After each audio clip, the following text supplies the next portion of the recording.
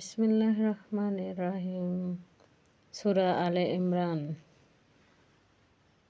আলিফ লাম মিম। আল্লাহ তিনি ছাড়া সত্যিকারের কোনো ইলাহি নেই। তিনি চিরজীবী, সকলের রক্ষণাবেক্ষণকারী। তিনি সত্য সহকারে তোমার উপর কিতাব অবতীর্ণ করেছেন, যা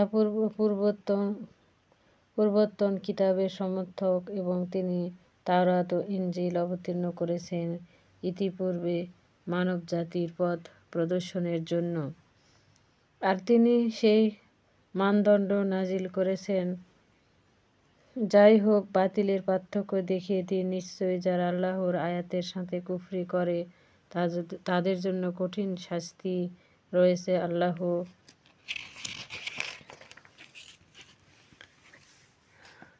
আল্লাহ মহাপরাক্রমশালী, মহাপরাক্রমশালী, দণ্ডদাতা। নিশ্চয় ভণ্ড লোকের ও নভমণ্ডলের কোনো জিনিসই আল্লাহর নিকট গোপন থাকে না। তিনি তোমাদের মায়ের পেটে যেভাবে ইচ্ছে আকৃতি দেন, তিনি ছাড়া সত্যিকারের কোনো ইলাহি নেই। তিনি মহাশক্তিমান ও প্রজ্ঞাশীল। তিনি তোমার উপর এমন কিতাব নাজিল করেছেন যার কতিপয় আয়াত মৌলিক, সুস্পষ্ট, অর্থবোধক। এগুলো হলো কিতাবের মূল, আর অন্যগুলো পুরোপুরি স্পষ্ট নয়। কিন্তু যাদের অন্তরে বক্রতা আছে তারা গোলযোগ সৃষ্টির উদ্দেশ্যে এবং ভুল ব্যাখ্যার উদ্দেশ্যে উক্ত আয়াতগুলোর অনুসরণ করে, যেগুলো পুরোপুরি স্পষ্ট নয়। মূলত এর মর্ম আল্লাহ ছাড়া কেউ জানে না। যারা জ্ঞানে সুগভীর তারা বলে যে, আমরা তার উপর ঈমান এনেছি, এই সব কিছুই আমাদের প্রতিপালকের নিকট হতে এসেছে। মূলত জ্ঞানবান ব্যক্তিরা ছাড়া কেউই নসিহত গ্রহণ করে না। হে আমাদের প্রতিপালক, সৎ পথ প্রদর্শনের পরে তুমি আমাদের অন্তরগুলোকে বক্র করে দিও না। আমাদেরকে তোমার নিকট হতে রহমত প্রদান করো। মূলত তুমি মহান দাতা। হে আমাদের প্রতিপালক, নিশ্চয়ই তুমি সমুদয় মানুষকে একদিন সমবেত করবে, যাতে কোনো সন্দেহ নাই। নিশ্চয়ই আল্লাহ অঙ্গীকারের খেলাফ করে না। নিশ্চয়ই যারা কুফরি করে তাদের ধন সম্পদ ও সন্তানি আল্লাহর সামনে কোনো কাজে লাগে না,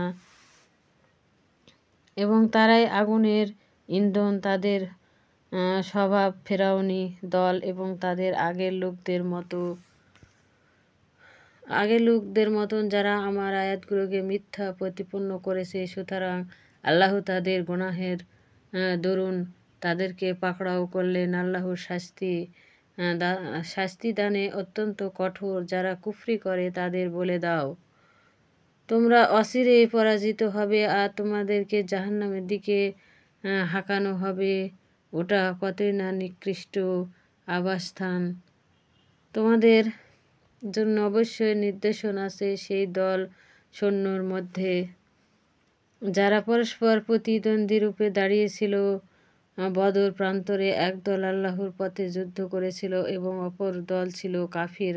কাফেরেরা মুসলিমদেরকে প্রকাশ্য চোখে দ্বিগুণ দেখেছিল। আল্লাহ যাকে ইচ্ছে স্বর্গীয় আশ্চর্যের দ্বারা শক্তিশালী করে থাকেন। নিশ্চয় এতে দৃষ্টি মানবদের জন্য শিক্ষা রয়েছে। মানুষের কাছে সুশোভিত করা হয়েছে নারী সন্তান, স্বর্গ ও রূপভাণ্ডার, নিযুক্ত ও অশ্বরাজি, গৃহপালিত পশু এবং শস্যক্ষেত। এসব পার্থিব জীবনের সম্পদ। আল্লাহ তারই নিকট রয়েছে উত্তম আশ্রয়স্থল। বলো, আমি কি তোমাদেরকে এসব হতে অতি উত্তম কোনো কিছু সংবাদ দেব? যারা মুত্তাকি তাদের জন্য তাদের প্রতিপালকের নিকট এমন বাগান রয়েছে, আর নিচে নদী প্রবাহিত, তারা তাতে চিরকাল থাকবে। আর রয়েছে পবিত্র সঙ্গী এবং আল্লাহর সন্তুষ্টি বস্তুত। আল্লাহ বান্দাগণের সম্পর্কে সমর্থক দৃঢ়।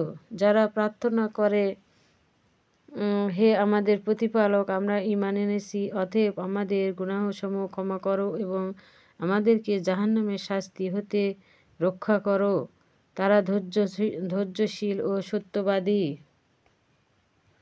আল্লাহর প্রতি আজ্ঞাবহ, আল্লাহর পথে ব্যয়কারী এবং শেষ রাতে ক্ষমা প্রার্থনাকারী। আল্লাহর সাক্ষ্য দেন যে তিনি ছাড়া সত্যিকার কোনো ইলাহি নেই, এবং ফেরেশতাগণ ও ন্যায়নীতিতে প্রতিষ্ঠিত জ্ঞানীগণও সাক্ষ্য দিচ্ছে যে তিনি ছাড়া সত্যিকার কোনো ইলাহি নেই। তিনি মহাপরাক্রান্ত, মহাজ্ঞানী। নিশ্চয়ই আল্লাহর নিকট একমাত্র দিন হলো ইসলাম। বস্তুত যাদেরকে কিতাব দেওয়া হয়েছিল তারা জ্ঞান লাভের পর একে অন্যের উপর প্রার্থনা লাভের জন্য মতভেদ সৃষ্টি করেছে, এবং যে ব্যক্তি আল্লাহর নির্দেশসমূহকে অস্বীকার করবে সে জেনে নিক নিশ্চয় আল্লাহ হিসাব গ্রহণ অতিশয়। অতঃপর যদি আহলে কিতাব তোমার সাথে তর্ক করে তবে বলে দাও, আমি আল্লাহর নিকট আত্মসমর্পণ করেছি আর আমার অনুসারীগণও আত্মসমর্পণ করেছে। এবং আহলে কিতাব ও উম্মীগণকে বলো, তোমরা কি আত্মসমর্পণ করেছ? অতঃপর যদি তারা আত্মসমর্পণ করে তবে নিশ্চয়ই তারা পথ পাবে, আর তারা যদি মুখ ফিরিয়ে নেয় তবে তোমার দায়িত্ব শুধু প্রচার করা।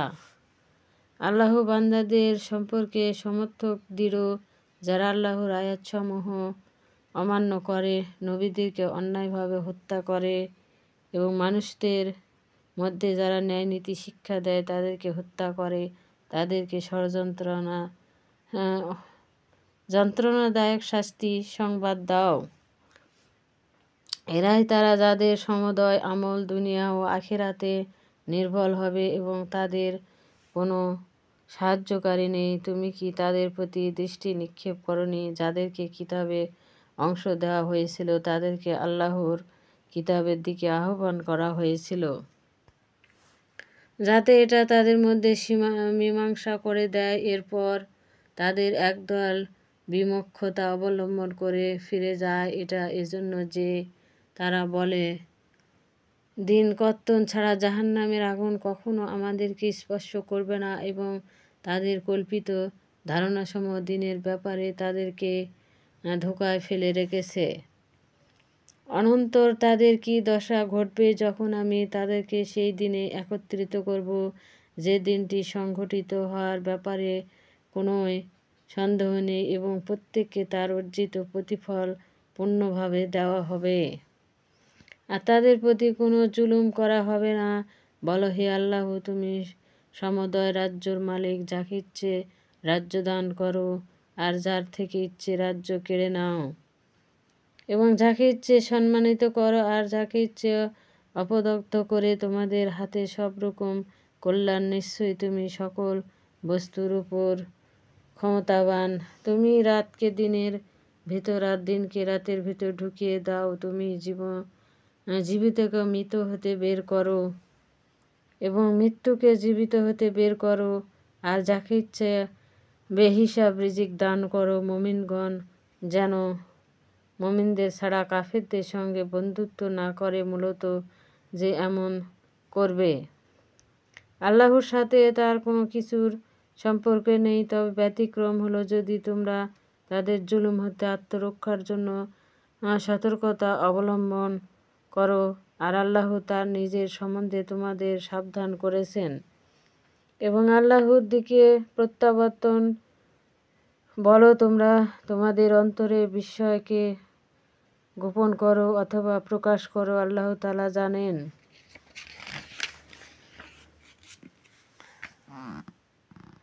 আর তিনি জানেন যা কিছু আকাশসমূহ এবং ভূমণ্ডলে আছে। আল্লাহ সকল বস্তুর উপর ক্ষমতাবান। যেদিন প্রত্যেক আত্মা যা কিছু নেক আমল করেছে এবং যা কিছু বদ আমল করেছে তা বিদ্যমান পাবে, সেই আত্মা কামনা করবে যদি তার এবং ওর অর্থাৎ তার মন্দ কর্মফলের মধ্যে দূরত্ব ব্যবধান হতো। আল্লাহ তার নিজের সম্পর্কে তোমাদেরকে সাবধান করেছেন। বস্তুত আল্লাহ বান্দাগণের প্রতি খুবই ক্ষমাশীল, করুণাশীল। বলে দাও, যদি তোমরা আল্লাহকে ভালোবাসো তবে আমার অনুসরণ করো। আল্লাহ তোমাদেরকে ভালোবাসবেন এবং তোমাদের গুনাহ সকল ক্ষমা করবেন। প্রস্তুত আল্লাহর অতি ক্ষমাশীল পরম দয়ালু। বলো তোমার আল্লাহ ও রসুলের আজ্ঞাবহ হও। অতঃপর যদি তারা না মানে তবে জেনে রেখো আল্লাহ কাফেরদের ভালোবাসেন না। নিশ্চয়ই আল্লাহ আদম ও নুহকে এবং ইব্রাহিম ও ইমরানের গোত্রকে বিশ্ব জগতের উপর মনোনীত করেছেন। এরা একে অন্যের বংশধর এবং আল্লাহ সর্বশ্রোতা ও সর্বজ্ঞ। স্মরণ করো যখন ইমরানের স্ত্রী আরজ করেছিল, হে আমার প্রতিপালক, আমার উদরে যা আছে তাকে আমি একান্ত তোমার উদ্দেশ্যে উৎসর্গ করলাম। তোমার উদ্দেশ্যে উৎসর্গ করলাম, কাজেই আমার পক্ষ হতে তা গ্রহণ করো। নিশ্চয়ই তুমি সর্বশ্রোতা ও সর্বজ্ঞ। অতঃপর যখন সে তাকে প্রসব করল, বলে উঠল, হে আমার প্রতিপালক, প্রসবকালে বলে উঠল, হে আমার প্রতিপালক, আমি কন্যা প্রসব করেছি এবং আমার ভালো করে জানেন যা সে প্রসব করেছে প্রস্তুত পুত্রকন্যার মতো নয় এবং আমি তার নাম রাখলাম মারিয়াম এবং আমি তাকে ওই তার বংশধরকে বিতাড়িত শয়তান হতে তোমার আশ্রয় ছেড়ে দিলাম। তখন তার প্রতিপালক তাকে সন্তুষ্টি সহকারে গ্রহণ করলেন এবং তাকে উত্তরূপে লালন পালন করলেন এবং জাকারিয়াকে তার তত্ত্বাবধায়ক করলেন। যখনই জাকারিয়া মারিয়ামের কক্ষে প্রবেশ করত, তার কাছে খাদ্য সামগ্রী দেখতে পেত, জিজ্ঞেস করত, হে মারিয়াম, এসব কোথা থেকে তোমার কাছে আসে? মারিয়াম বলতো, এসব আল্লাহর নিকট হতে আসে। নিশ্চয়ই আল্লাহ যাকে ইচ্ছে বেহিসাবি রিজিক দান করেন। তখনই জাকারিয়া নিজ প্রতিপালকের কাছে প্রার্থনা করে বলল, ইবাদত কক্ষে সালাতের দণ্ডায়মান। তখন ফেরেশতারা তাকে সম্বোধন করে বলল, আল্লাহ তোমাকে ইয়াহিয়ার সুসংবাদ দিচ্ছেন। সে হবে আল্লাহর পক্ষ হতে আগত কালেমার সত্যদাতা, সাক্ষ্যদাতা, নেতা গুনাহ হতে বিরত অনেক বান্দাগণের মধ্যে হতে একজন নবী। জাকারিয়া বলল, হে আমার প্রতিপালক, আমার সন্তান হবে কিভাবে?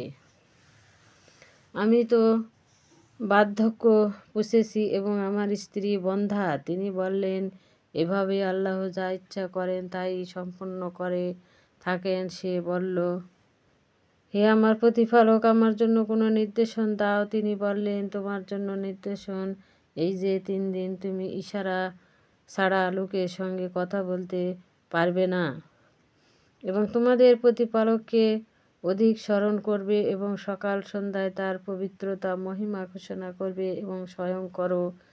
যখন ফেরেশতারা বলেছিল, হে মারিয়াম,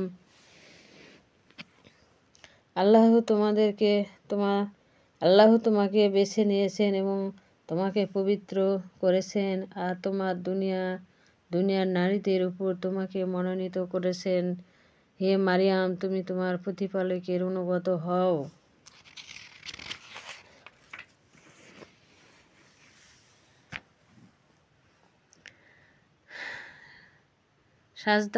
সেজদাহ করো এবং রুকুকারীদের সঙ্গে রুকু করো।